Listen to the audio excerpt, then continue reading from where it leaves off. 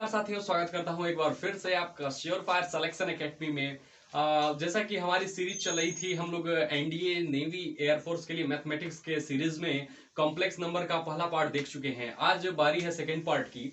Second part में आज हमें देखना है modulus of a complex number and after that conjugate of a complex number and after that amplitude of a complex number. और साथ ही साथ हम इस पे क्वेश्चंस भी करेंगे जो प्रीवियस ईयर में आए हुए हैं, और पिछले लेक्चर में हमने आयोटा के बारे में देखा था। तो आज हम थोड़ा देख लेते हैं कि आयोटा का जन्म कैसे हुआ।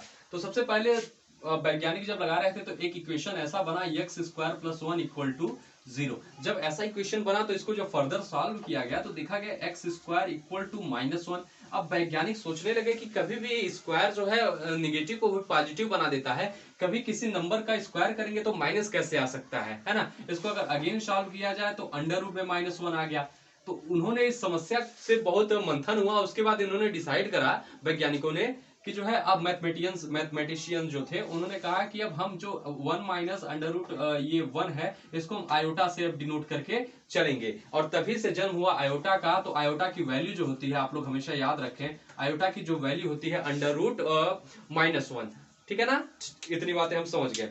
अब हम फर्दर आगे बढ़ेंगे। अब हमको पढ़ना है amplitude of a complex number. Complex number समझते हैं। चलिए, पहले हम एम्पलीट्यूड पढ़ने से पहले हम समझते हैं कॉम्प्लेक्स नंबर के बारे में। कि नाम से स्पष्ट है कि कॉम्प्लेक्स नंबर, कॉम्प्लेक्स यानी कि सम्मिश्रण इसमें हो, अमलगमेशन हो जिसमें, उसको कहते हैं complex number. Complex number consist करता है एक आपका रियल पार्ट और एक इमेजिनरी पार्ट। एक आपका रियल पार्ट और एक इमेजिनरी पार्ट। इसको डिनोट किया जाता है मेरे प्यारे भाइयों बहनों जेड से। इसको जेड से डिनोट किया जाता है। और इसमें होता क्या है, जेड बराबर होता है एक्स प्लस आई वाई। z बराबर होता है x प्लस आई वाई। उसमें जो आपका यक्स होता है, इसका ये इस पार्ट को कहते हैं हम लोग रियल पार्ट, इसको कहते हैं रियल पार्ट। और ये जो आयोटा के साथ लिखा जाता है इसको कहते हैं इमेजिनरी पार्ट, इसको कहते हैं इमेजिनरी पार्ट। और इन दोनों को जो कंसिस्ट करता है उसको कहते हैं जेड। जेड हमारा क्या है, यहाँ पे कॉम्प्लेक्स नंबर है। जेड हमारा क्या है, कॉम्प्लेक्स नंबर। देखिए बहुत आसान है। अगर आप सिर्फ इतना समझते हैं कि कॉम्प्लेक्स, कॉम्प्लेक्स मतलब होता है मिला जुला, एमलगमेट। तो हाँ, तो अब कॉम्प्लेक्स नंबर में एक रियल पार्ट होता है और एक होता है इमेजिनरी पार्ट। तो एक्स के साथ जो लिखा जाता है वो रियल पार्ट होता है, और आयोटा के साथ जो लिखा जाता है वो होता है इमेजिनरी पार्ट। इतनी आसानी से हमने कॉम्प्लेक्स नंबर को समझ लिया। अगर मान लीजिए एग्जिटिव हम देखें, अगर कहीं लिखा हुआ है 3+2i, अगर कहीं पे 3+2i लिखा हुआ तो इतना हम समझ जाएंगे कि ये जो 3 लिखा है ये रियल पार्ट है, और जो i के साथ 2 लिखा है ये जो है इमेजिनरी पार्ट है। अच्छा, अब यहाँ पे देखते हैं कि जो यक्स का कॉफिशिएंट, ये यक्स का कॉफिशिएंट है। हमेशा हम जब ऐसा लिखा रहेगा तो इससे हम जो है कंपेयर करके देख लेंगे। यक्स प्लस आई वाई है और यहाँ पे है 3+2i, यानी कि 3 जो है वो 3 रियल पार्ट का कॉफिशिएंट है, और जो 2 है वो क्या है, इमेजिनरी पार्ट का कॉफिशिएंट है। ठीक है, इतना आप बात समझ गए। अब हम आगे बढ़ते हैं। विद्यार्थियों, हम समझने वाले हैं कि मॉड्यूलस कैसे निकालते हैं, किसी भी समृद्ध संख्या यानी कि कॉम्प्लेक्स नंबर का मॉड्यूलस कैसे निकालते हैं। तो सबसे पहले मैं आपको नंबर लाइन पे बताना चाहता हूं कि कॉम्प्लेक्स नंबर कैसे ड्रॉ करते हैं। ये आपका नंबर लाइन है। हाँ, नंबर लाइन पे आपका कॉम्प्लेक्स नंबर या तो ओरिजिन पे हो सकता है या किसी क्वाड्रेंट पे हो सकता है, कहीं भी हो सकता है। तो मान लीजिए हम ऐसा सब मानते हैं कि जो है आपका जो कॉम्प्लेक्स नंबर है वो किसी क्वाड्रेंट पे है। अच्छा, इसको हम बोलते हैं यक्स एक्सिस, इसको बोलते हैं रियल एक्सिस, है ना, इसको बोलते हैं रियल एक्सिस। और इसको बोलते हैं हम वाई एक्सिस, और इसको बोलते हैं इमेजिनरी एक्सिस, इसको बोलते हैं इमेजिनरी एक्सिस, है ना।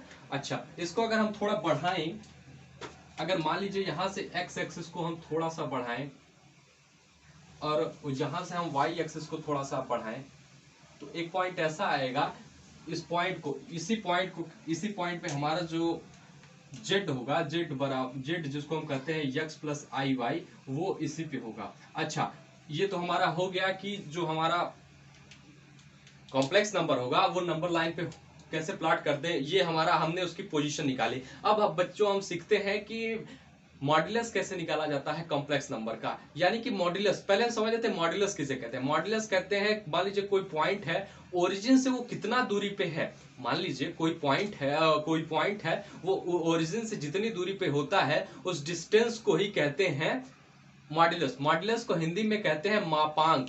मापांक से आप समझ पाते होंगे, मापांक यानी कि माप, यानी वो किसी चीज का माप है, मेजरमेंट है, उसी को कहते हैं मॉड्यूलस। यानी कि कोई भी पॉइंट की ओरिजिन से कितनी दूरी पे है उसी को कहते हैं मापांक। अच्छा, मान लीजिए हमें किसी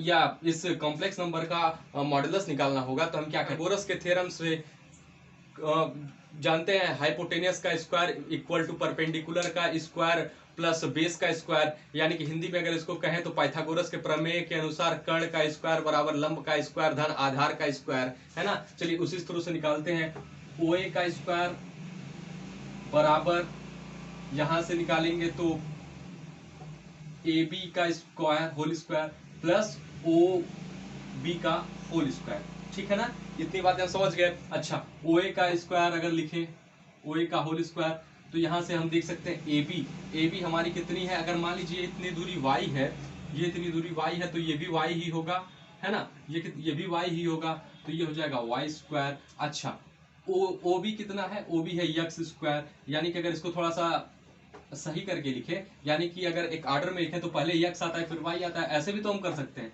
तो x square plus y square हो गया, है ना। अच्छा, मान लीजिए हमें OA की वैल्यू निकालनी है, OA की वैल्यू कितनी हो जाएगी, under root x square plus y square. ये मैंने प्रूफ करके आपको बता दिया है कि कैसे निकलता है। अच्छा, अब हमको बार बार ये प्रूफ नहीं करना है, अच्छा ये बार बार हमें प्रूफ नहीं करना पड़ेगा। अब हम इसको ऐसे लिख लेंगे कि अब जब भी कहीं हमें मॉडुलस पूछा जाएगा यानी कि मॉड जेड पूछा जाएगा तो हम क्या करेंगे, सीधे अंडर रूट लेंगे और x square plus y square करेंगे, है ना, x square plus y square करेंगे, ठीक है ना। चलिए मान लीजिए कोई जेड दिया हो और उसको वो हो एक्स प्लस आई वाई, एक्स प्लस आई वाई, तो आप इसका मॉडुलस कैसे निकालेंगे। इसका मॉडुलस का बहुत आसान सा तरीका है मॉड जेड निकालने का। सबसे पहले जो रियल पार्ट का कॉफिशिएंट होगा उसका स्क्वायर करिए, प्लस जो इमेजिनरी पार्ट का कॉफिशिएंट है उसका स्क्वायर करिए, दोनों को जोड़ दीजिए और सबका स्क्वायर रूट ले लीजिए। यानी कि पहले हम रियल पार्ट x है तो x का स्क्वायर करेंगे, प्लस इमेजिनरी पार्ट का कॉफिशिएंट क्या ये y है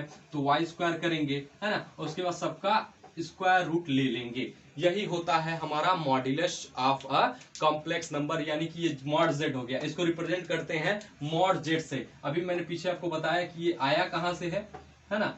अब हमको यही याद रखना है, पीछे का डेरिवेशन आपके दिमाग में रहे तो दी बेस्ट है, वेल एंड गुड, और नहीं रहता है तो भी अच्छी बात है। आपका काम बस इसी से पड़ेगा, वो कहीं प्रूफ आपसे नहीं पूछा जाएगा, वो मैंने आपको बता दिया है कि वो आता कैसे। लेकिन अब कहीं भी मापांक की बात आएगी तो आपको एक बात ध्यान रखना है, ओरिजिन से उस पॉइंट तक के डिस्टेंस को ही मापांक कहते हैं। यानी कि कोई पॉइंट कहाँ स्थित है, ओरिजिन से कहाँ स्थित है, उसके बीच की दूरी कितनी है, उसी को वो कहते हैं माध्यम। अब हम आपको कुछ क्वेश्चन कराते हैं जो प्रीवियस ईयर, ये क्वेश्चन आपका जैसे नीचे फ्लश हो रहा होगा आप देख सकते हैं, ये जो है एनडीए जो है 2010 में आया हुआ है और 2010 एनडीए में आया था और इस टाइम प्रेजेंट में ये जो है एयरफोर्स में पूछा जाता है। यानी कि आप ऐसा मान सकते हैं जो क्वेश्चन एनडीए ने पहले पूछे थे और एक शार्ट में थे उनको एयरफोर्स पूछ रहा है इस टाइम। तो ये क्वेश्चन देखिए, ये क्वेश्चन है 1 प्लस 2 आयोटा अपान 1 माइनस आयोटा का होल स्क्वायर। पिछले लेक्चर आपने देखा होगा तो पिछले लेक्चर में मैंने बताया था कि अगर 1 प्लस आई का होल स्क्वायर हो तो उसको लिखते हैं 2 आयोटा और 1 माइनस आई का होल स्क्वायर हो तो -2 आयोटा। उस वक्त कुछ लोगों को ऐसा लगा होगा कि ये चीजें तो ठीक हैं, इनको तो हम बड़े आसान इनका एक्सपेंशन कर सकते हैं, लेकिन आप सोचिए आपको याद करने में कितना टाइम लग रहा है। अगर 1 प्लस आयोटा का होल स्क्वायर है 2i, 1 माइनस आयोटा का स्क्वायर है -2i, ठीक है, दैट्स इट। अच्छा, अब मान लीजिए यहाँ पे ये क्वेश्चन आ गया तो आप इसको क्या करेंगे, तुरंत एक्सपेंशन करने के बजाय अगर आपको पता है कि हमने पिछले क्लास में पढ़ रखा है 1 माइनस आयोटा का होल स्क्वायर कितना हो जाएगा, -2 आयोटा। अब माइनस पहले से दिया हुआ है तो कितना हो जाएगा 2 आयोटा। देखिए कितना सिंपल हो गया ये, तो ये पूरा एक कट हो जाएगा और ये कितना बच जाएगा 1।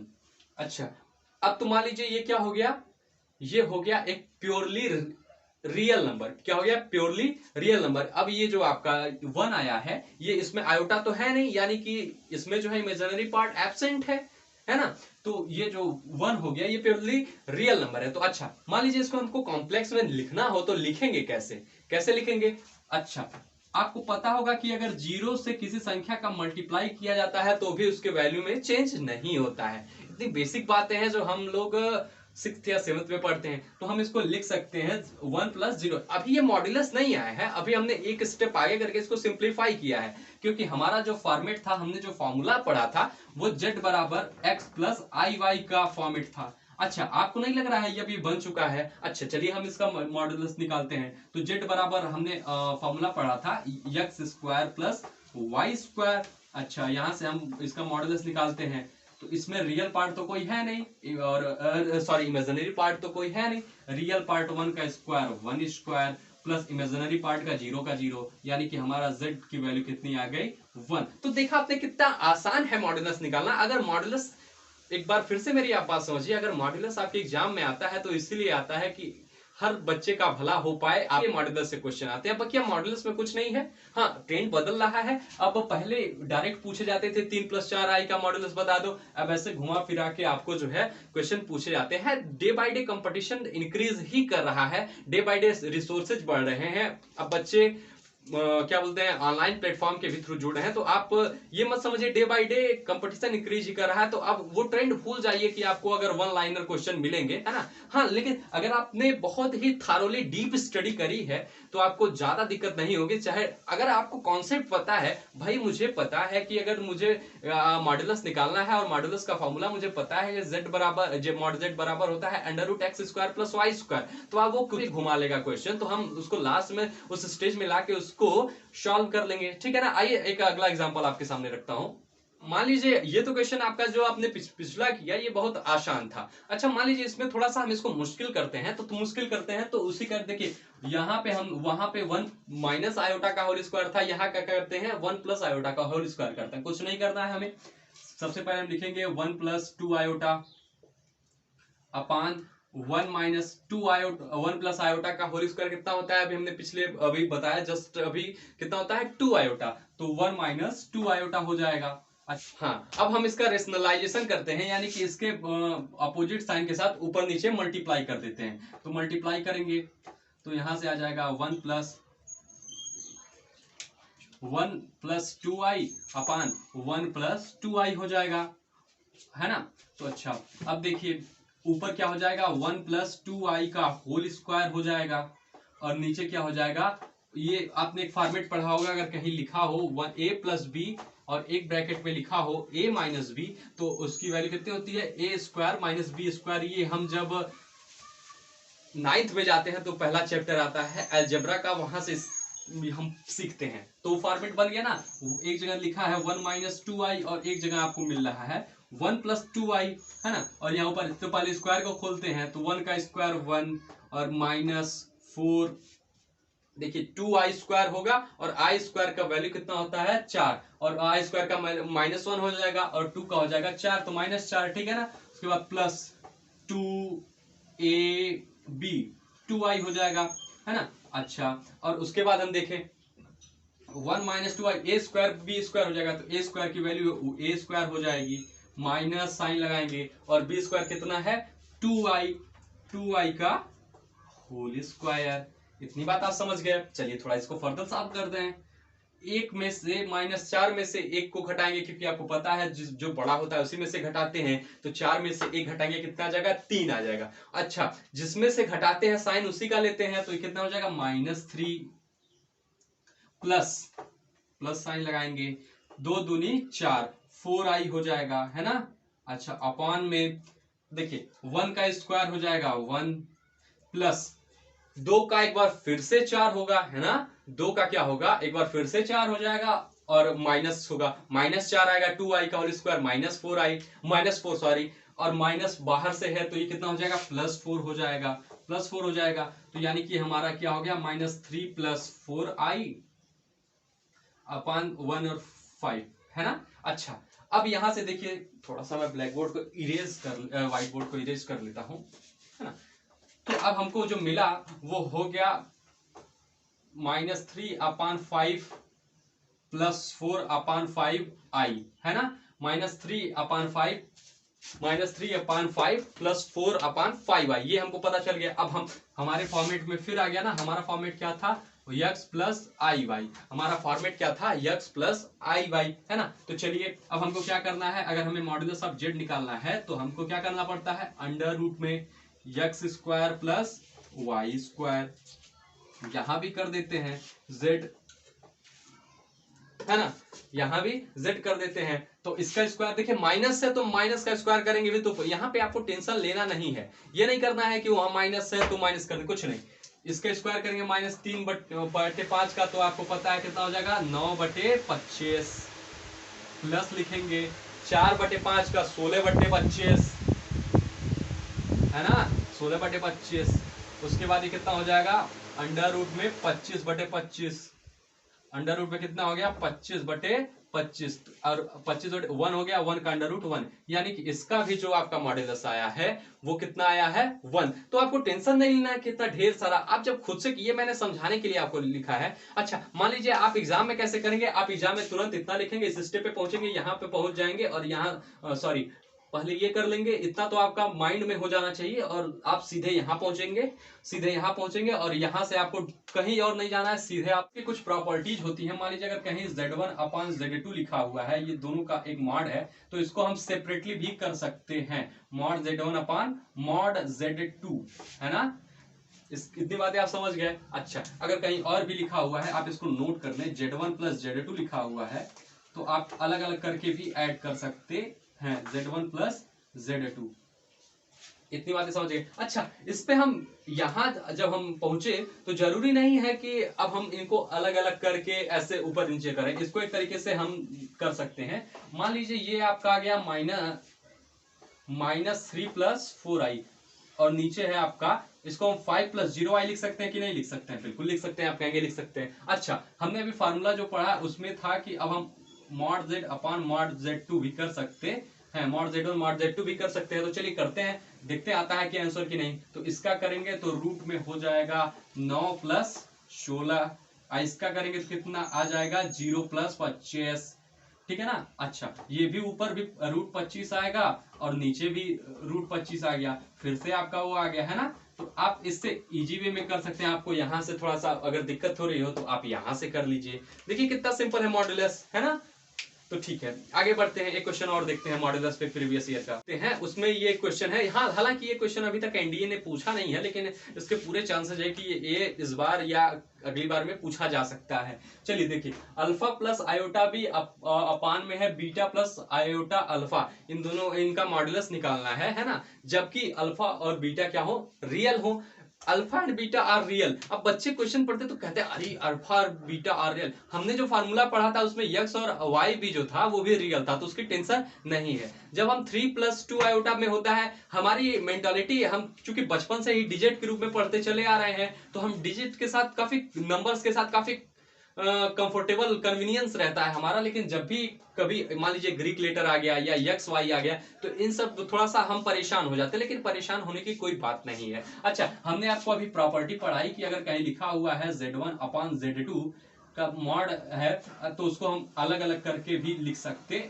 हैं। ये अगर प्रॉपर्टी आपको पता है तो आप बहुत ही इजिली इस क्वेश्चन को कर सकते हैं without using paper and pen, है ना।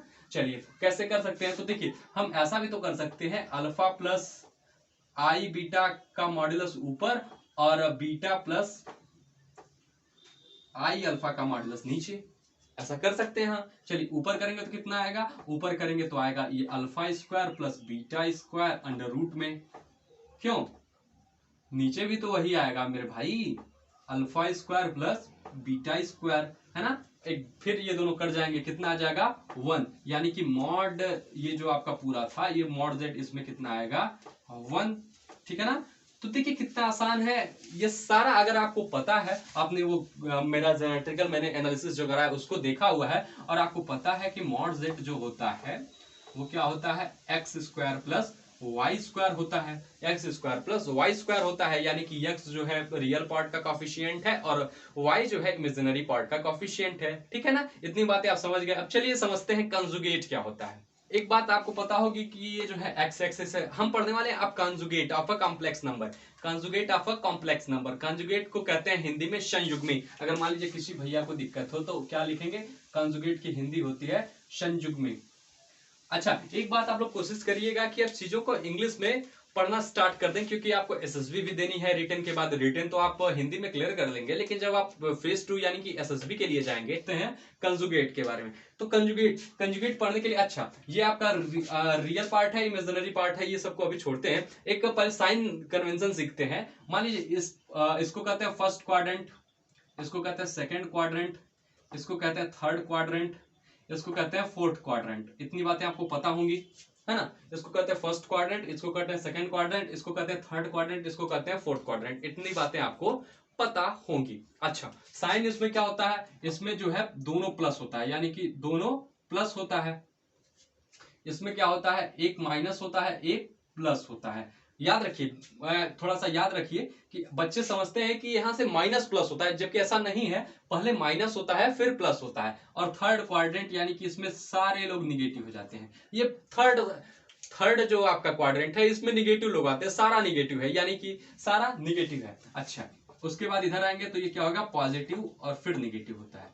पॉजिटिव होगा फिर निगेटिव होगा। चलिए अब हम बताएंगे कि आपको कुछ रटने की जरूरत नहीं है। अगर आपको ये क्वाड्रेंट याद है तो आप डायरेक्ट इसका संयुग्मी बता सकते हैं। वो पूछेंगे कैसे, मान लीजिए ये फर्स्ट क्वाड्रेंट का दिया हुआ है, दोनों प्लस होंगे तो इसका कंजुगेट क्या हो जाएगा, ये हो जाएगा, है ना। मान लीजिए अगर कहीं लिखा हुआ है या दोनों प्लस पॉजिटिव है तो इसका कंजुगेट क्या हो जाएगा, ये हो जाएगा। अच्छा, मान लीजिए दो, एक प्लस है एक निगेटिव है तो इसका कंजुगेट ऊपर वाला हो जाएगा, है ना। ये दोनों आपस में इंटरचेंज हो जाएंगे। अच्छा, वही काम इसमें होगा। अगर एक माइनस है फिर प्लस है तो इसका क्या हो जाएगा, नीचे वाला हो जाएगा। अच्छा, दोनों निगेटिव है तो इसका क्या हो जाएगा, ऊपर वाला हो जाएगा।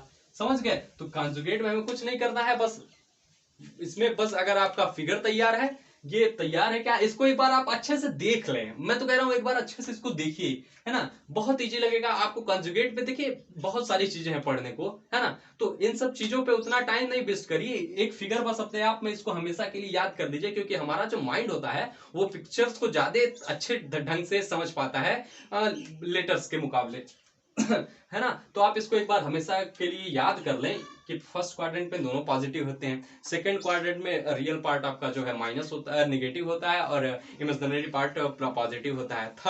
थर्ड क्वाड्रेंट एकदम निगेटिव लोग भैया, दोनों निगेटिव रहेंगे। और फोर्थ क्वाड्रेंट आपका क्या है, पहला पॉजिटिव होगा और दूसरा निगेटिव होगा। और यानी कि देखिए फर्स्ट क्वाड्रेंट बिल्कुल पॉजिटिव लोग हैं, यहाँ पे निगेटिविटी है ही नहीं, है ना। फर्स्ट क्वाड्रेंट जो है यहाँ पे निगेटिव लोगों का कोई वो नहीं है, सारे लोग पॉजिटिव हैं। अच्छा, वही थर्ड क्वाड्रेंट क्या है, थर्ड क्वाड्रेंट पूरे निगेटिव लोग भरे हैं भैया, यहाँ पे कोई पॉजिटिविटी नहीं है। यहाँ पे अगर कोई कहेगा आज मौसम कितना अच्छा हुआ है तो उसी में कोई कह देगा हाँ खाक मौसम अच्छा हुआ है ना। यानी कि वो निगेटिविटी से लोग भरे हुए हैं। थर्ड क्वाड्रेंट प्योरली निगेटिव और इसमें दोनों पॉजिटिव, है ना। थोड़ा सा इसको आप अपने हिसाब से एक बार अपने माइंड में सेट कर लिए। हाँ, अब कंजुगेट पे कुछ क्वेश्चन देख लेते हैं। मान लीजिए अगर कोई आपसे पूछे 3 + 4i का कंजुगेट बता दीजिए, तो ये दोनों पॉजिटिव है यानी कि ये क्वाड्रेंट, और इसका कंजुगेट क्या होगा, पहला पॉजिटिव फिर निगेटिव, यानी कि इसका कंजुगेट क्या हो जाएगा 3 - 4 आयोटा, ये इसका कंजुगेट हो गया। देखिए कितनी आसानी से हमने कर लिया। अच्छा, मान लीजिए अगर हमसे कोई पूछ दे -3 - 4 आयोटा का कंजुगेट बता दो भैया, कुछ नहीं करना है। ये थर्ड क्वाड्रेंट में किसमें जाएगा, सेकंड क्वाड्रेंट में इसका कंजुगेट जाएगा। ये तीर आप ध्यान रखेंगे, यानी कि एक दूसरे से म्यूचुअली इंटरचेंज हो जाते हैं ये लोग, है ना। ठीक है, दोनों निगेटिव है तो पहला निगेटिव होगा लेकिन बाद वाला पॉजिटिव हो जाएगा, यानी कि 3 + 4i, है ना। उसके बाद अच्छा मान लीजिए कोई हमसे कह दे कि -3 + 4 आयोटा का बता दो भैया, -3 4 आयोटा का बता दो, तो कुछ नहीं करना है, इस क्वाड्रेंट में है, आ जाएगा आपका थर्ड क्वाड्रेंट में, तो कितना हो जाएगा -3 - 4 आयोटा, है ना। आप ऐसे जाके ढेर सारे क्वेश्चन आपके पास जो बुक होंगी उससे आप लगाइएगा, है ना। पहले आप एनसीईआरटी करिएगा, है ना। एनसीईआरटी करिएगा, उसके एग्जांपल्स जरूर लगाइएगा। एनसीईआरटी करने के बाद आप कोई सी भी बुक उठा सकते हैं, चाहे अरिहंत की 3000 उठा सकते हैं। अगर आप बिल्कुल नोवाइस हैं, अभी टाइरो हैं, तो आप मुझे मेरा सजेशन है कि पहले आप आरएस अग्रवाल के साथ जाएं, उसके बाद कोई और किताब उठाएं, और उसके बाद हो सकता है तो अगर आप एयरफोर्स लेवल के हैं तो पहले लूँ। और हम फिर मिलते हैं नेक्स्ट क्लास में। नेक्स्ट क्लास में हम पढ़ेंगे कि एम्पलीट्यूड, और वहीं साथ ही साथ देखेंगे क्यूब रूट ऑफ यूनिटी। और याद रखिए जब ये सारे टॉपिक्स हमारे खत्म हो जाएंगे उसके बाद हम कम से कम 50 क्वेश्चन की एक सीरीज लाएंगे। 50 क्वेश्चन वो होंगे जो या तो प्रीवियस ईयर क्वेश्चन में आए होंगे या इस बार आ सकते हैं। हमारे मोस्ट एक्सपेक्टेड 50 क्वेश्चन सिर्फ कॉम्प्लेक्स नंबर पे ही आने वाले हैं। तो जिस दिन ये टॉपिक खत्म होता है उस दिन हम उसके बाद आपको बताएंगे। तब तक